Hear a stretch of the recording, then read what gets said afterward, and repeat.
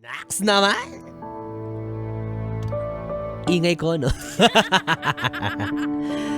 Ay, nako. Alam niyo mga yes friends, sa usapan natin ngayong gabi, talaga namang masasabi ko na ang pag-ibig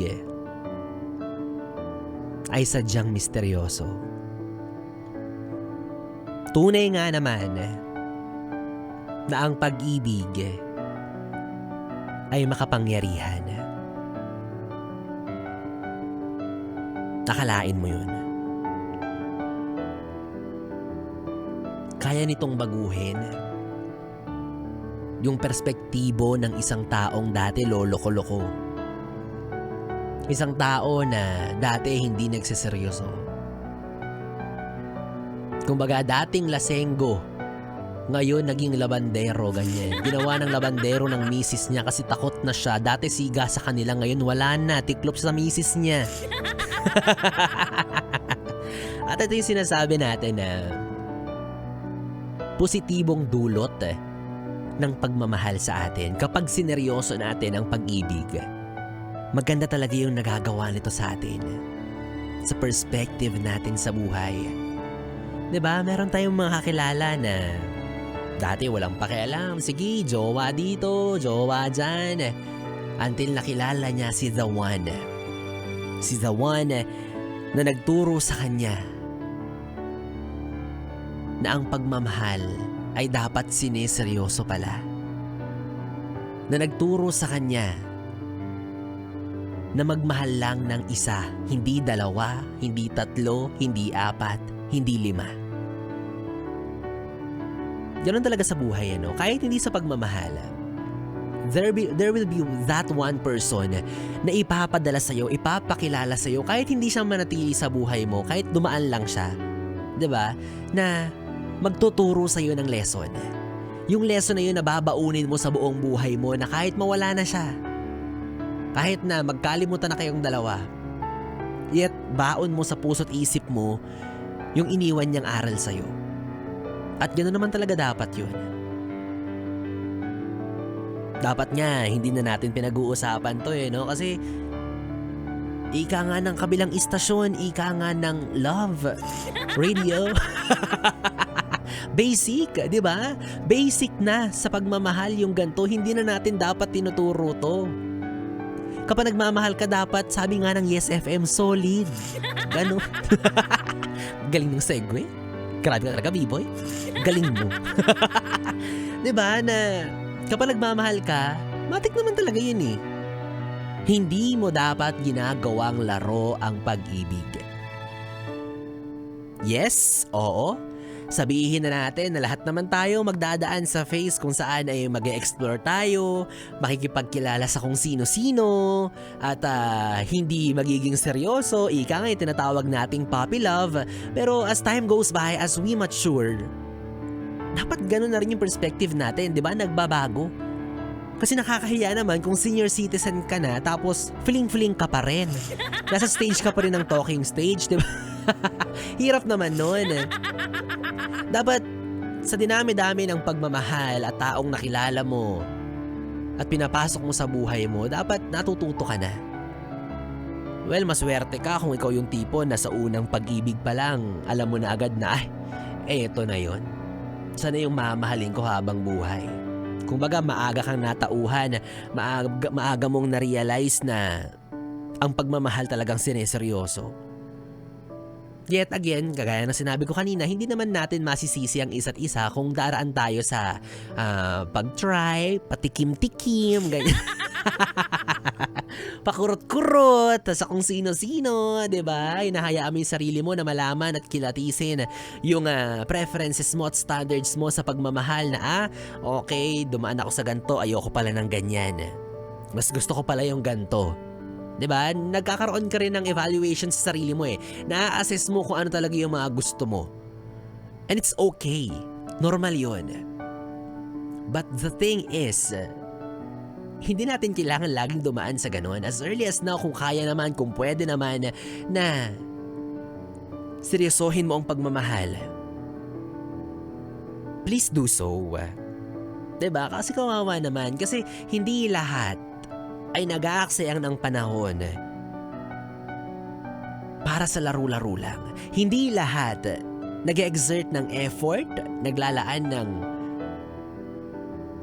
pera, panahon, pagmamahal at kung ano man yung mga bagay na kaya niyang isakripisyo para lang sa laro-laro, para lang hindi siya seryosohin ng taong pinili niyang mahalin. Di ba? Hindi lahat ganon. Kasi kung trip-trip lang ang habol natin pagdating sa pagmamahal, wala tayong mapapala niyan. Hindi natin mahahanap yung para sa atin. Well, kung mahanap mo man yung para sa'yo, yung talagang sasabihin mo na, ay, sige na nga, magsiseryoso na ako, ito na to. Sana lang seryosohin ka rin ng tao. Sana lang hindi niya gawin yung mga bagay na ginagawa mo noon sa mga nakalipas na jowa mo. Kasi kung laro-laro lang ang tingin mo sa pagmamahal, sana binigyan na lang kita ng Barbie doll. Oo, mura lang yun sa Divisoria. Sana yun na lang yung nilaro-laro. Charot. Diba? Kasi, alalahanin mo,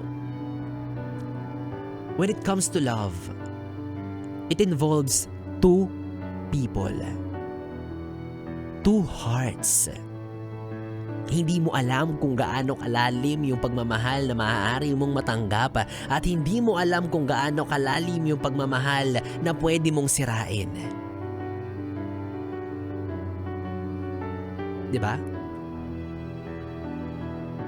Kaya hindi ko naiintindihan yung mga tao kung saan sila kumukuha ng kapal ng mukha, ng lakas ng loob, diba? Na pumasok sa buhay ng isang tao knowing na hindi naman pala sila magseseryoso. Para iparamdam na, mahal kita, ikaw lang talaga. Tapos sa dulo hindi naman pala. Eme-eme ka lang. Kutusan kita eh. Sana nga, no? Sana mahanap mo na yung katapat mo, yung taong masasabi mong, shucks, eto yun eh. Eto yung taong makapagpapabago sa akin. Yung taong magpaparealize sa'yo na handa mong isuko ang buong mundo at ang sariling buhay mo mismo para lang sa kanya. Sa taong yan, siya yung pipiliin mong gustong makasama bumuo ng pamilya. Sana lang mahanap mo na para tumigil ka na sa paglalaro, diba?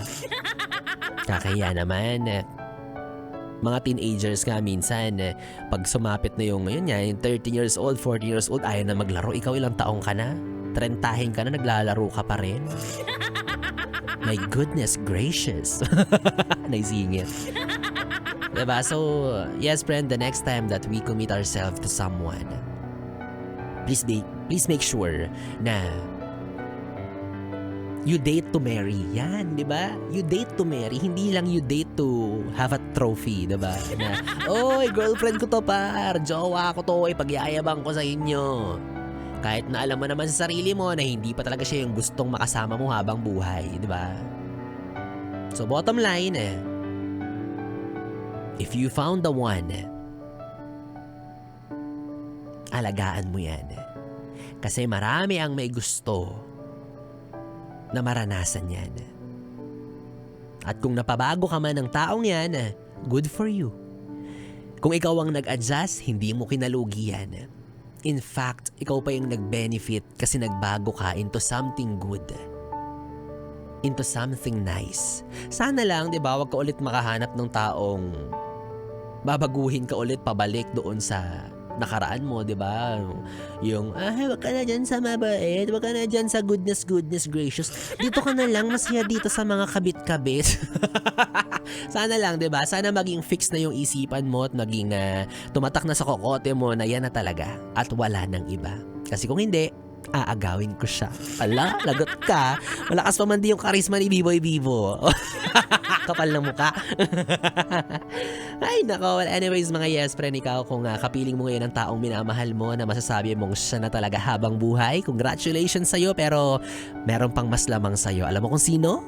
Yung maswerteng mananalo ngayong gabi. Yes, dahil ito na ang hinihintay mong anunsyo kung sino nga ba ang mapalad na makatatanggap ng tumataginting na 500 piso para sa ating ACS! Pera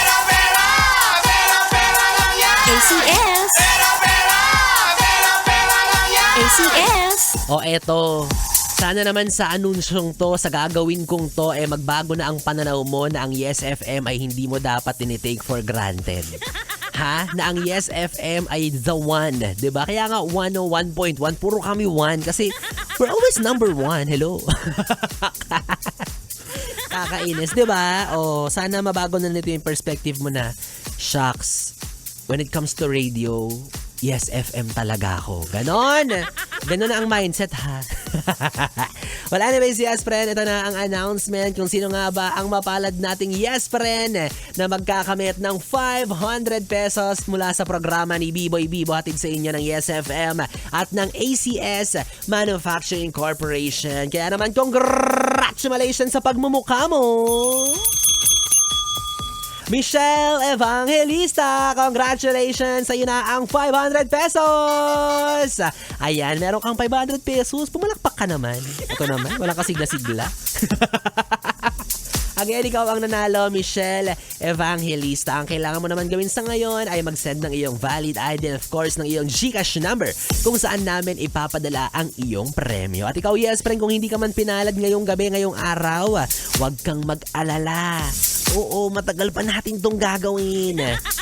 Matagal pa kaming mamimigay ng 500 pesos sa 4 na katao araw-araw.